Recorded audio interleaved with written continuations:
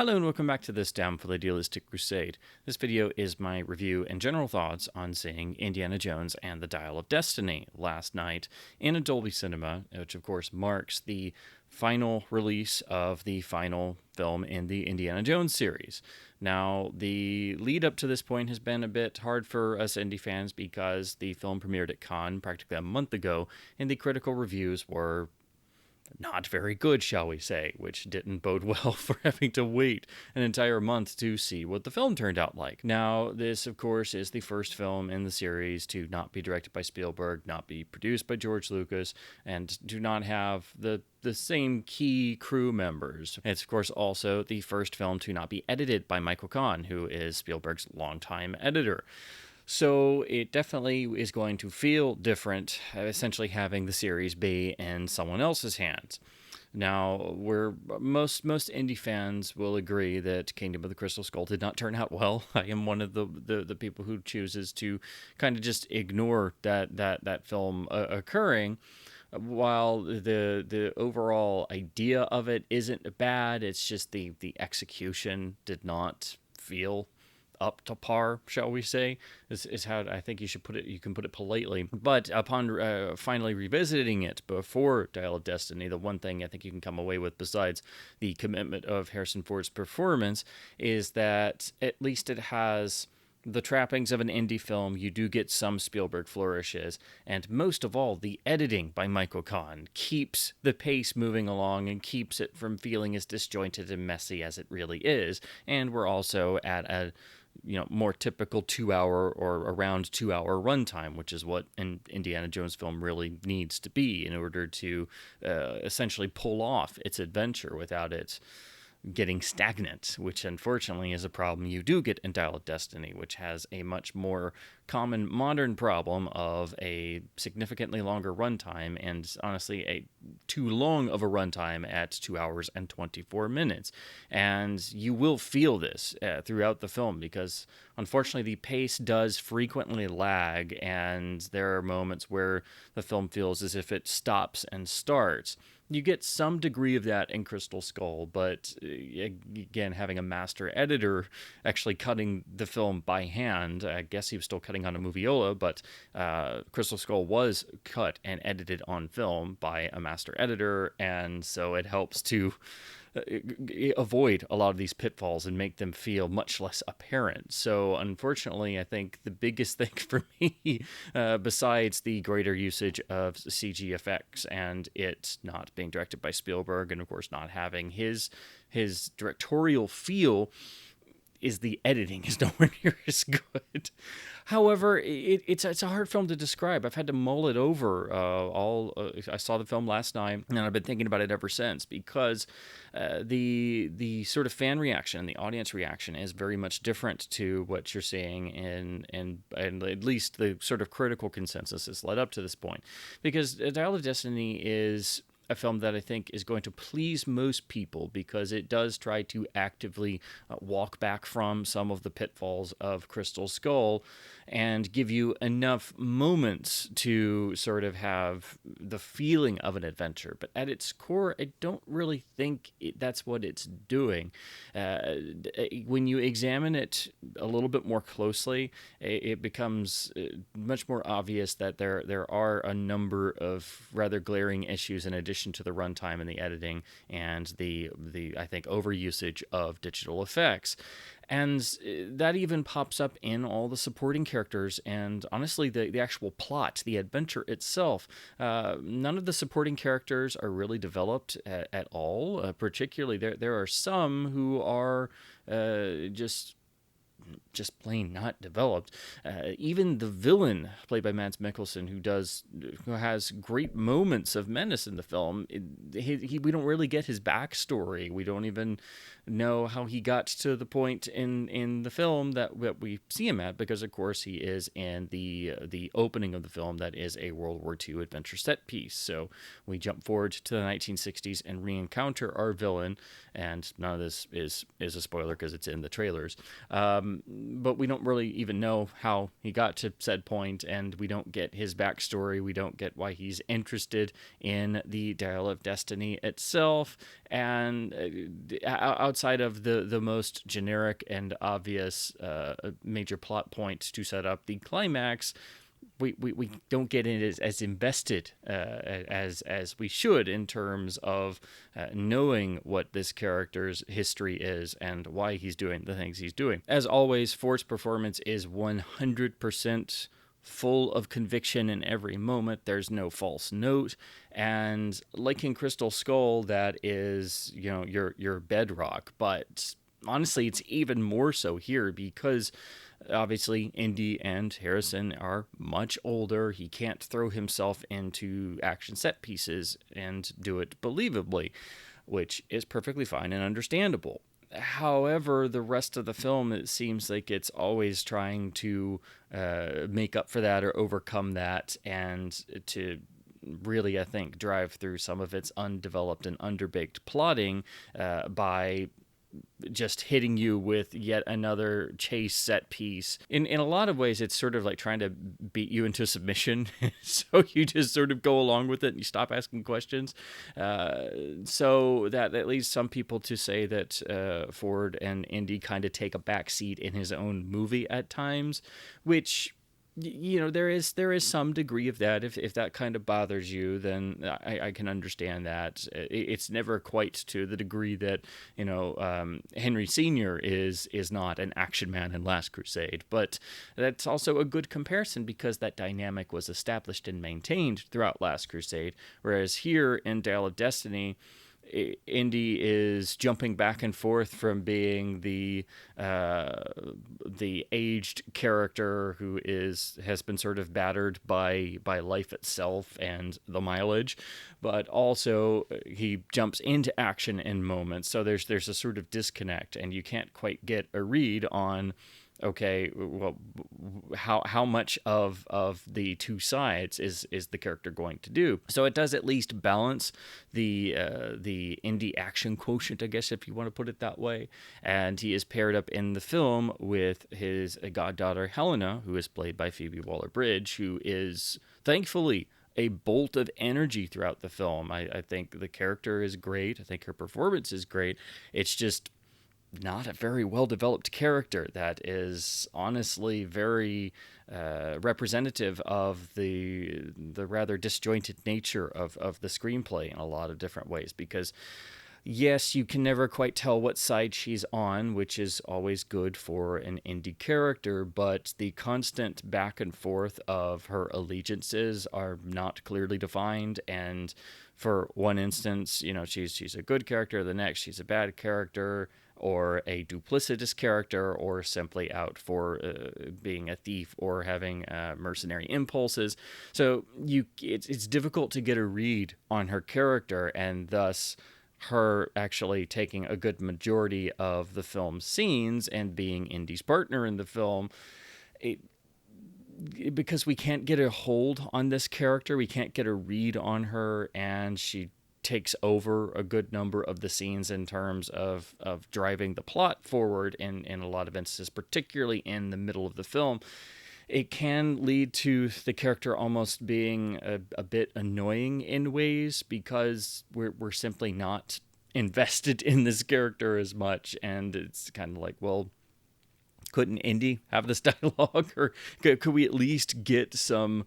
Can we be allowed to get a better handle on this character, essentially? So again, it's not the performance; it's more a symptom of yet another character or side character or supporting character being really underdeveloped. This also extends, I think, most notably to the villain's henchmen, who are unbelievably generic, and again, because you simply don't care for them. You just, every time they pop up, you're just like, okay, can we get this over with? Do we have to deal with generic henchman number one and generic big henchman number two? Again, no fault of the performances. It's just that they're so generic that it's just that they don't have a personality. Then you get into the question of the digital effects used throughout. Now, my biggest fear was that they were going to overdo the CGI, given that this is James Mangold directing, and if you look at the closest film to a action adventure that he had made before this point, that would be the Tom Cruise Cameron Diaz vehicle Night and Day, which did have an overusage of CGI and a really messy tone. And that combined with the very dark for darkness sake approach to the film Logan that Mangold also directed, I think you do get echoes of both of those films' issues here in Dial of Destiny. So if you're not a fan of how Mangold approaches things, if you didn't like how unrepentantly dark Logan was, and you're not a fan of CGI action sequences, then you're going to have some definite issues here. And for me, both of these problems are problems with an indie film, because yes, you can play around with the notion of age. Yes, you can try and make this film a fitting capstone for Indy's character and having to deal with being an old man and the rigors of age and feeling like a historical artifact himself in a new time. That's a perfectly worthy story idea. But you don't have to make it completely dour throughout. And this film is, I mean, there's not really any joy in it. There's no... There is some humor, but it's very in the moment, very fleeting. Most of it comes from an occasional aside joke, and I mean, most of it is carried by Harrison's performance, but you need some sense of joy in an Indiana Jones film, because these are fully inspired by the classic cliffhanger serials to begin with, and that's what made all the best serials rise to the top of their genre. You need the spirit of adventure, and you need some joy. You need an adventure to be joyous to actually enjoy the ride of said adventure. And there isn't any joy here, really. That is, I think, a major issue, because that's something that, at least as dull and as dead feeling as Crystal Skull was, at least it had the semblance of joy in places. And this even extends to the locations, because we do have some globetrotting there. We do get, two very brief map traveling shots, but even the locations seem devoid of the spirit of adventure. We do see there's also a visual feeling of sameness throughout. This was a digital shoot. It wasn't shot on film, although there were one or two spots where I noticed where it looked like they tried to have a sort of film grain effect. But the lack of joy in the story, the lack of atmosphere in the locations, and the lack of visual dynamics in the photography, that really sticks, and especially for indie fans, because it's just, it doesn't feel quite right. That those are some of the things you come to an Indiana Jones film for. So indie fans are going to bring a lot of baggage with them. I went in with an open mind, but there are certain expectations you're gonna have, and you're not gonna get all of them, especially if you're a diehard indie fan and you're a diehard fan of classic Pulp Fiction and adventure storytelling and cliffhanger serials. This is gonna feel very, very modern. And I think that also comes from the fact that apparently Dial of Destiny was reworked by James Mangold and his usual writers from the script that David Cope prepared for Spielberg to shoot Indy 5, because originally Spielberg was going to make this film a number of years ago. Then the pandemic happened after COVID, and he was always busy, so he decided to sort of just pass the baton. But David Cope still has a screenwriting credit, so it seems to be this is the reworked Spielberg Cope Indy 5 script that they would have shot and we would have gotten in, say, like 2016 or 2018 or 2020, maybe, just however it worked out. So that's why I think it does have some indie flourishes. It does also seem to inherit some Crystal Skullisms, because you do have to remember David Koepp was one of the writers on Crystal Skull and worked with Spielberg, and so I think it does inherit some of that, and that's why I think Dial of Destiny has quite a bit of, some underlying underbaked aspects still in there, and especially in the side characters that are underdeveloped. So if you absolutely loathe Crystal Skull, there are some echoes of it in here, but I think the things everybody is going to like and is going to pick up on are the sort of indie flourishes that are sort of sprinkled throughout. And I can't help but get the feeling that those are probably more in line with the original script, the David Koepp Spielberg script that was then rewritten by everybody else.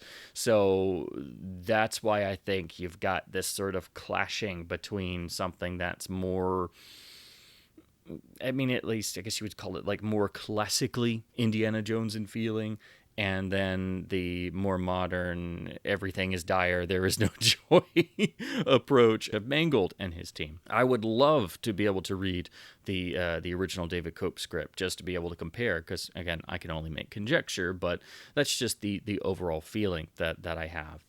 Now, to talk about the film's CGI usage, it is, it's going to depend on how cognizant you are of things like this. Most cinema goers, most audience members, they don't look at the technical aspects, and I try not to. It's just if something is glaring or the film isn't quite working or something, I just happen to notice where I'm just sort of then trying to watch the film, but then my brain can't help but not notice things like that, and especially in an indie film. There is CG usage throughout. The most notable is, of course, in the opening, where we have the de-aged Harrison Ford for the 1944, I guess it's 1944, World War II sequence that opens the film and sets up the Dial and the villain character. Yes, I get it. It's everyone agrees it's better than most of the de-aging we've seen, and it probably cost a crap ton of money, because Dial of Destiny has, I think the budget for this film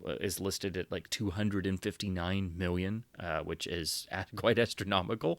But it's also got that uncanny valley effect. There are moments where the effect is really ropey. There are moments where it definitely does resemble a video game cutscene. And there are moments where it actually works, but it never loses that uncanny valley effect. And it's usually more in the still moments where that's where it works best and shows the least amount of seams. But then you also have the jarring effect of Harrison Ford's voice coming out and being his voice now, and having gravel to it and age to it, and it doesn't match the face. So you kind of have that. It's the same effect you get in the horrible 5.1 remix of The Good, the Bad, and the Ugly that they did for the 2003 extended MGM version, with significantly older Clint Eastwood and Eli Wallach voicing their characters from 1966. So you do get that, which is unfortunate. And I mean, I myself would have just not bothered with any of it, Nat Harrison in there, and not cared, because you could barely maybe sort of get away with that. But that would, of course, be stretching it too far. I think the real problem with the opening sequence, though, isn't just the digital effects usage. It's the fact that it goes on way too long, and that again gets back into the editing. It's far too long, and apparently in the original script that they were rewriting, that was the sequence they developed between Koepp and Spielberg, but it was much shorter. It was more like 5 minutes, and that's what it needed to be.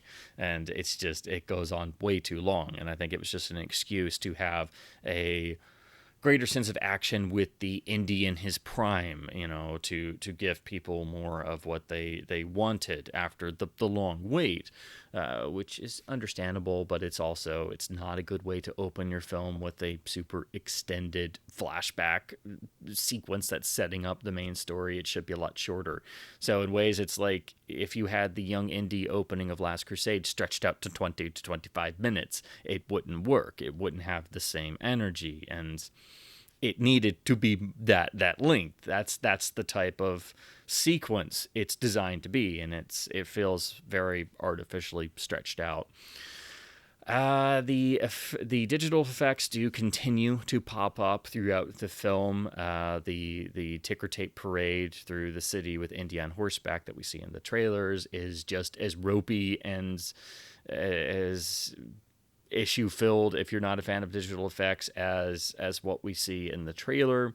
There are a couple other moments where that definitely pops up, and there of course you've probably got various doubles in certain moments with the face mapping to take the place of Harrison Ford for obvious reasons, but it just really sticks out because an indie film is all about practical effects and stuntmanship and the beauty of the second unit and being able to observe the filmmaking craft and be marveled by little moments and touches and flourishes in the action sequences. And you don't get that in any of the action sequences. There are no moments where the pacing allows for essentially indie moments, moments of either levity or just audience amazement that further invests you in the character. The action set pieces, they're all mostly chases, and they're all about being relentless and just having the pace up, so you're just like caught up along on the ride and you're not involved in the story because the story doesn't involve you in that sense. The stuff that involves you is Indy's character drama. So unfortunately, the CG does detract, I think, from the action, and that, along with the rather uninspired visuals, just this is not a pleasant film to look at visually always, but it's also done in a different way to the very unpleasant visuals of Crystal Skull. However, Crystal Skull was actually properly staged in terms of the visuals and the blocking and being able to follow the action. You can't do that in Dial of Destiny because the action, while it may be passable or acceptable or good for modern standards, it's also framed very tight in terms of the scope framing. It's very close throughout, and it's very difficult at times to really get invested in the sequence because the actual blocking of the action does not allow you to fully realize the movements, where the characters are going. It's again more about just being there for like a disorienting effect, to just be like you don't quite know what's going on. And this is right there in the opening sequence, and I think from the opening you can tell that while there are big action moments, they're not moments you can really soak up or become fully invested in the way that you can in the original three films, which were drawing directly on cliffhanger serials, specifically Republic serials. So unfortunately, I don't think the action here is very good, and that's more down to it's really part of the story construction and the blocking of them and the staging and the photography and the direction.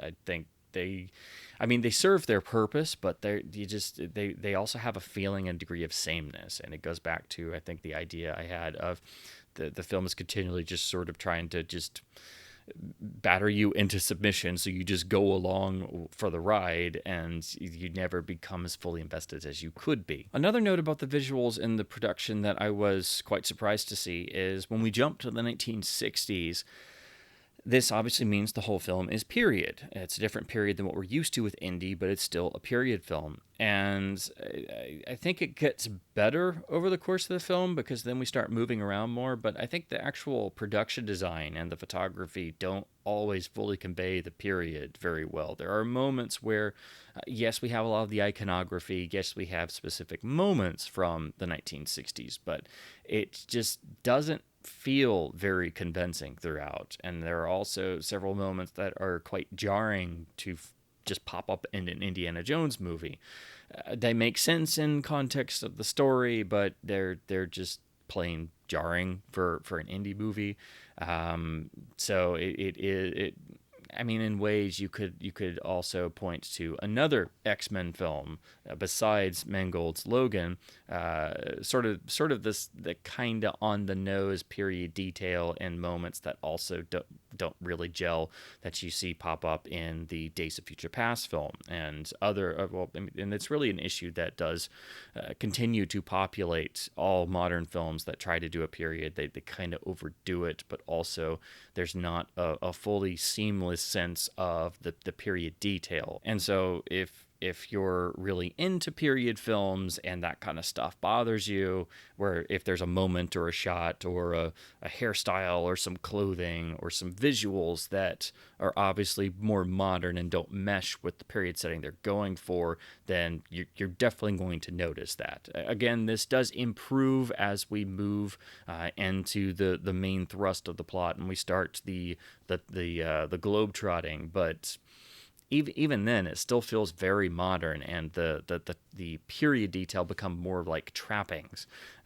When we get to Tangier, especially the nightclub setting that we see, that just looks like a regular set. There's also no major set or location that really sticks in the mind is particularly memorable or very Indiana Jones in feeling, which I also thought was rather curious. Now I know it sounds like I'm nitpicking this film to death, but I think all of us are going in with a lot of interest and a lot of questions, and I think this film has good moments in it.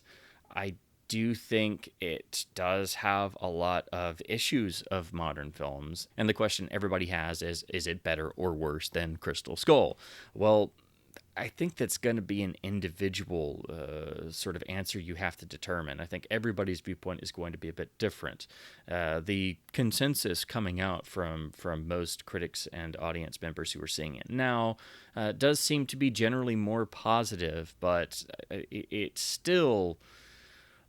doesn't quite feel like the Indiana Jones experience. And that's not talking about Indy being older and the story being more about age and regret and things. That's perfectly fine. I don't have an issue with that. It's just this is extraordinarily modern in places, and it also feels underbaked in terms of its plot, and in particular all of the side characters and even the villain and the henchman. So I don't know how it would have been done differently with the original Spielberg and Cope script and had Spielberg directed it. But I do think that we wouldn't have had the overtly dark for darkness sake tone throughout had it still been the Spielberg Indy 5 Dial of Destiny script that started things, and had we gotten it in like 2018 or 2020 as the original plan was. I do think the injection of darkness is, I mean, it's very similar to what we have in Logan. So if you've seen Logan, do expect the what we all kind of thought going in, that there would be a good amount of that very grim spirit throughout, seeing essentially a beloved hero character be depressed and at the end of their rope and trying to get the mojo back up for one last go. It's like, oh, that's definitely here, and it is a bit, it's jarring to see Indy that way. It makes sense in the story that's being told in Indy at this time, but it's not really the direction I would have gone in myself. It's fine, and for its performance is outstanding. Of course, there's not a false note in his performance at all.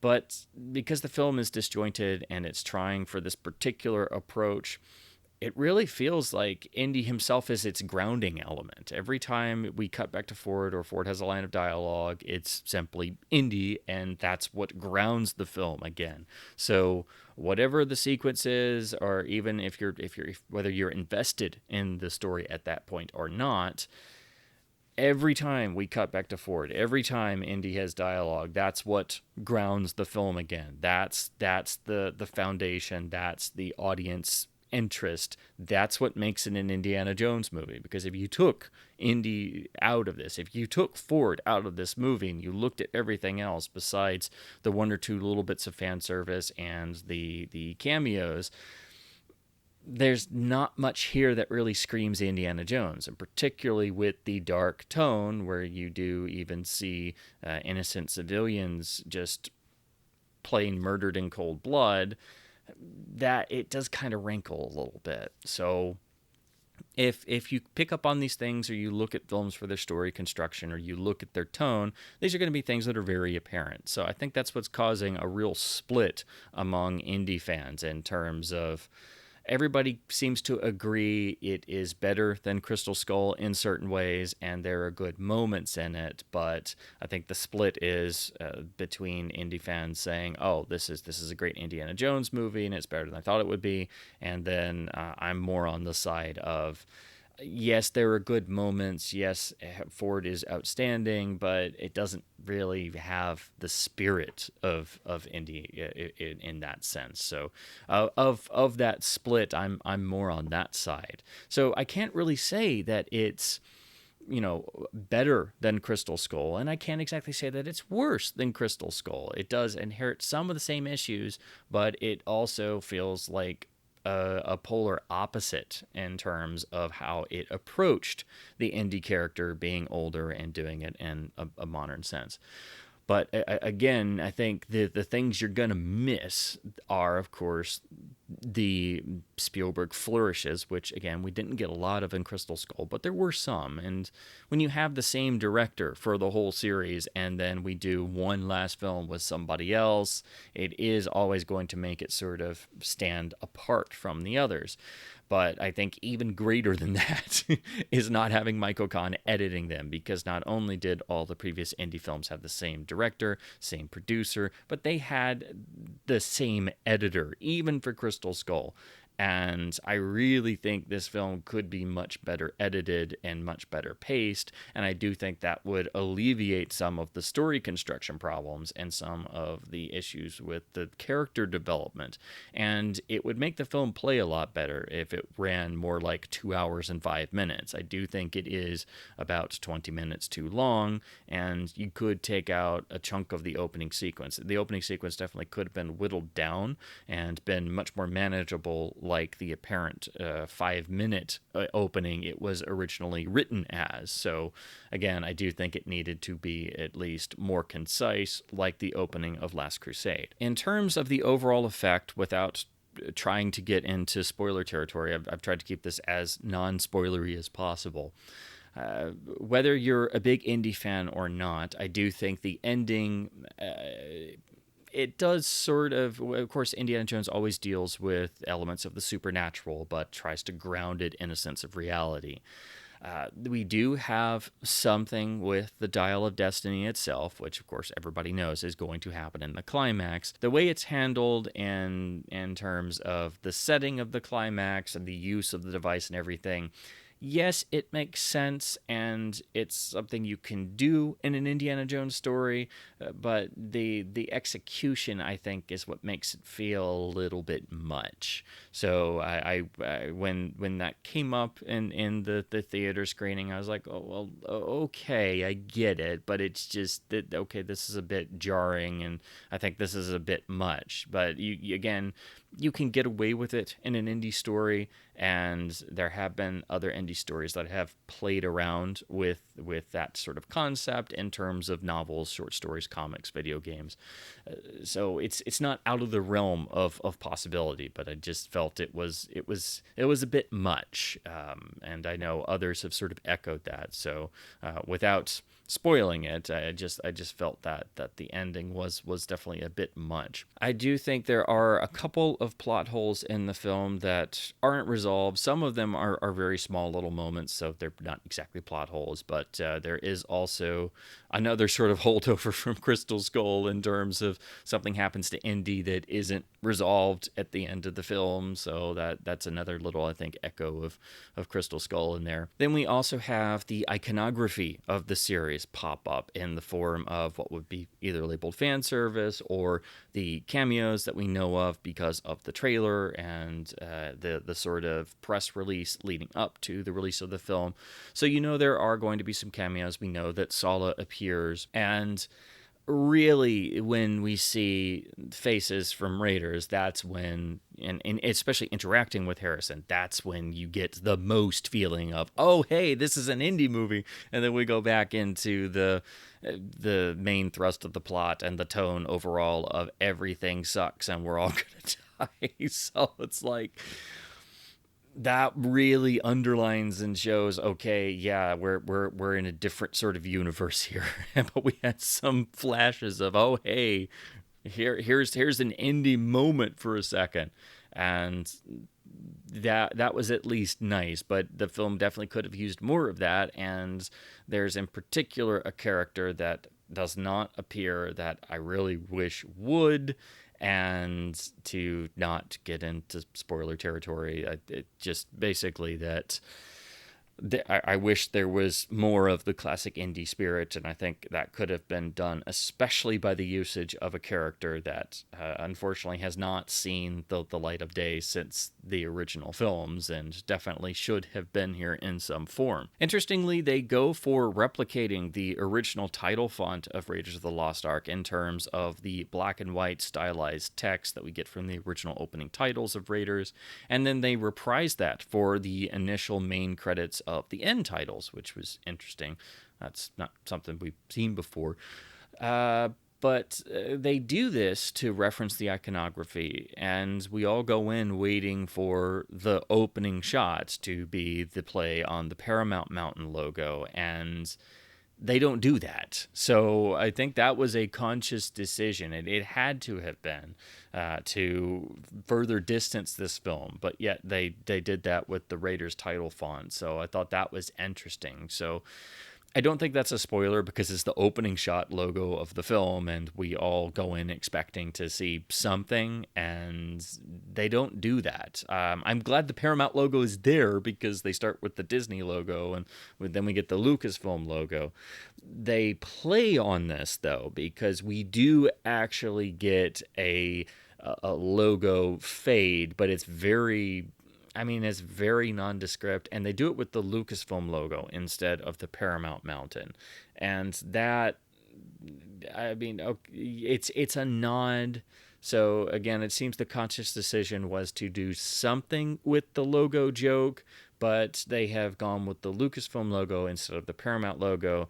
And it's so barely there that it's more of, we use this to just jump into the film. It's not even it's a blink and you miss it sort of thing, because it's literally on I think it's on a chest or a briefcase or something. So it's very nondescript.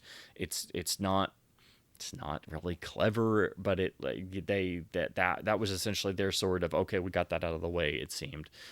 So those are the sort of attempts at the iconography outside, of course, the hat and the whip and Harrison, but those and the cameos, that's about all you're going to get in terms of Indiness. There is one jokey reference that Indy has where there's a line, that's, I think they may have used it in some of the trailers and pre-release stuff, where there are a basic fleeting reference to some of the events of the original films, where Indy essentially tosses off a line, and it's like, okay, yes, Indy would do that at that point, but that's all you get. Now, in terms of the technical and theater going experience, I saw this in a Dolby Cinema, which of course gives you the dual 4K projection with Dolby Vision HDR and, importantly, Dolby Atmos. This was a mix that was worked on by Gary Rydstrom, so it does have some really nice moments to it, and there is at least some little bits of interesting Atmos usage. However, I do really want to wait for the physical media release. I want to get this on the UHD and rewatch the film at home and be able to better study and more closely study the sound design, because most theaters like to just run things loud. And in my experience, a lot of Dolby Cinema is in terms of the tuning and the overall sound presentation. I think they're trying to emulate a lot of the sort of boominess feeling of IMAX. So I do think I'll probably be able to better study the Atmos mix at home, where you can actually, listen to it on your own system you're used to. And I really do want to look at this film again, because I can't stop analyzing it or mulling over it in my head. But if you do see this film, I think it is a better idea to go for a more premium screening. They did apparently shoot some sequences, or at least design them more for IMAX, but of course that would be more around the digital IMAX parameters, because this wasn't a film shoot and didn't use IMAX cameras for an actual IMAX film sequence. So it's not like a Christopher Nolan film in that sense. But if you do see this, I think Dolby Cinema is probably the better option, because it is going to give you the best picture and audio for a DCP. And the real benefit, of course, in addition to Dolby Atmos, is getting the Dolby Vision HDR along with the dual 4K projection. And in 2023, I think that's the best digital theater experience you can get, even though I don't think it itself is perfect. So ultimately, this is a film that it has good moments and it has some energy to it. And once again, Ford's performance is absolutely magnificent and worth the price of admission alone. So that you're not going to be disappointed in terms of Ford's performance and the characterization of Indy. That is the bedrock, that is the grounding element of the whole film. I think it's going to be up to Indy fans and audience members to essentially take from it what they will. Is it really a fitting capstone to the Indiana Jones series? Honestly, no. It hits some of the right beats, I think. And of course, Indy being much older, he is going to have issues to grapple with, of course, as anyone would. So that makes sense and feels somewhat grounded in reality. But I do think there are a number of issues and a number of approaches taken here that definitely make this feel separated from the other films in those areas. So again, it's a hard film to describe. It's a film I think that you really do have to mull over. I know I'm going to be thinking about it for weeks and weeks. It's just, there are a lot of things to chew over.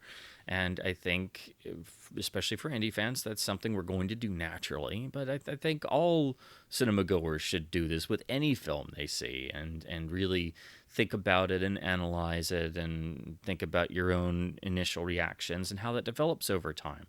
So again, the ultimate question everyone has is it better or worse than Crystal Skull? And the answer is, I mean, really neither.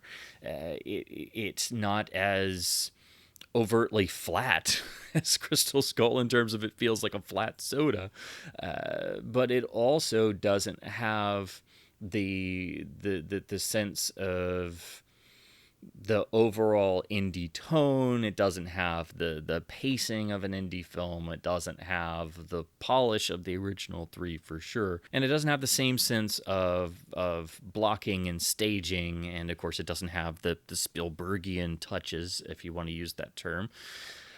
And again, I think the editing really does rear its head, along with the additional usage of CGI throughout. I think when digital effects enter the realm of an Indiana Jones film, then I think you have problems, because I don't think digital effects really belong in an Indiana Jones film. I think that's the challenge of making an indie film. But I can understand why they're used. I don't think they belong. And of course, you could technically, I think you also have to count the ending of Donovan and Last Crusade being a partly digital effect, yes, but that was done. That was done as a tool instead of a crutch, as it's so often done in modern filmmaking. So ultimately, if someone is, say, a younger person or a kid sees Dial of Destiny, this is not going to be a film that inspires them to go learn how films are made or want to make films. Whereas a kid sees the original three films and becomes so invested in them that they want to know how that was done, and they want to know how this was achieved, and how was the action sequence put together, how was the truck chase done in Raiders, how did ILM pull off the melting faces, stuff like that, how was the minecart sequence done in Temple of Doom. that sort of inspiration you don't get in Crystal Skull, and I don't think you get here either. However, it does have its moments, so it is, I think, going to be more palatable to a lot of people than Crystal Skull. But the more closely you look at it, the more you can sort of have quibbles or questions or go, well, why did they do this? Or what is this character about? Or, and then you can start to notice the bits of CG, and you start to question things more, which is, I think, something that everybody should do. I think that's natural and understandable, and it makes you a more active and interested and invested cinema goer. And one last note I wanted to mention, as an Indy fan, I was walking out and I found myself suddenly struck by the thought that, to be quite honest, there is at least some echo in Dial of Destiny of a previous Indiana Jones adventure, and it's interesting to look at in that sense. I don't think this is necessarily a spoiler, and I have seen some other discussion of it because I did sort of look around some of the fan forums and Reddit threads and stuff, because I was like, okay, am I crazy? Because I'm getting definite vibes of it here.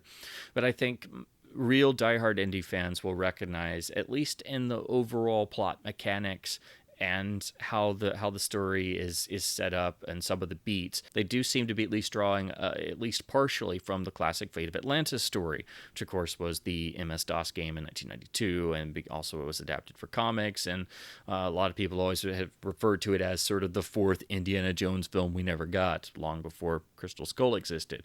So I don't know if it probably was slightly a conscious idea, maybe going back to Spielberg and David Koepp writing the original script that was then used and reworked for Dial of Destiny, or maybe it was something the other writers did. I don't know, but there are definitely some Fate of Atlantis vibes, and that was probably the most surprising thing for me. That it's like, hey, this is very Fate of Atlantis-y in spots. So I think that is the most interesting note for diehard Indy fans who have experience with Indy outside of the films. So, as usual, that was one of my long, sort of rambling initial reaction reviews to a film. Again, I feel like I need more time to chew over it further, and probably need to see it some more and let it grow in my mind over time and look at it from different angles. But it is not... It's not the disaster some people or critics have reviewed it as leading up to this point, nor is it the triumphant film return we always wanted, nor is it, I think, a fitting capstone to the Indiana Jones series. I do think it is very much a modern 2023 film, especially in its tone and its editing and its staging and its overusage of CGI effects. It's not really an indie adventure in tone because it's so unrepentingly dark throughout. So it, again, does feel separated from the original films, and it even feels separated from Crystal Skull in that sense. So I can't exactly say it's essentially better or worse than Crystal Skull. It's going that's the sort of measuring rod that people are going to put it up against. I think it manages to overcome a lot of issues that people have with Crystal Skull, but I think if you look closely at it, it doesn't always hold up very well. And for me, it didn't really engage me except for the character of Indy himself, which is the whole reason why we're going. So that is, again, Indy is your bedrock. Force performance is the grounding element. That's why we're all here. That's the greatest element here. And no matter what they put him into or what the trappings are, it's still Harrison Ford playing Indiana Jones and knowing that character inside and out. So you can essentially drop him into any situation and it's still Indy. And that is what makes it an Indy movie, even if a lot of other things kind of run contrary to what we expect and would want in an Indiana Jones film.